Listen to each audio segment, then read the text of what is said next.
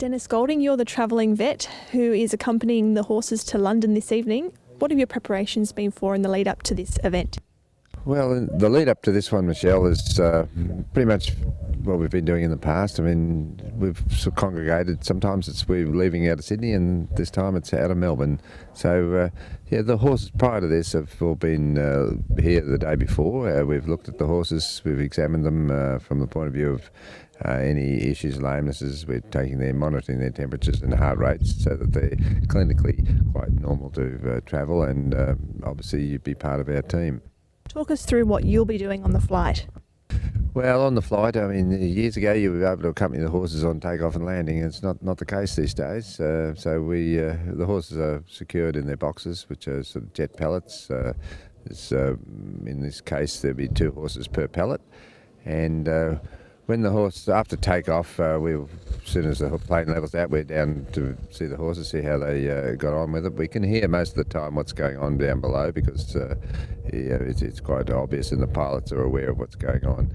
So we get down there, we examine the horse, have a look around, see if they're all right to start with, and then from there on, it's a matter of after about 6 or 8 hours, the horses start to look for water, and so that they've given water and feed at that stage. We take temperatures on the horses on a regular basis throughout the flight, probably about every 6 hours. Do the horses know that is it a different experience for them, like being on a horse float on the road for 12 hours? How does that compare to being up in the air in an air stall for so long? Yeah, a lot worse on a horse float.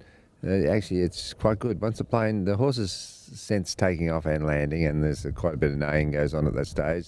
They're a little bit restless, but these horses have travelled a lot in their career, and they're on a lot of trucks and floats throughout their life.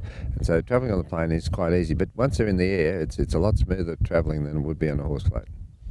And being up in the air, does it help? Does it help if they've had multiple trips? Do the horses get better the more times that they fly, or is it just every flight is the same for them, really?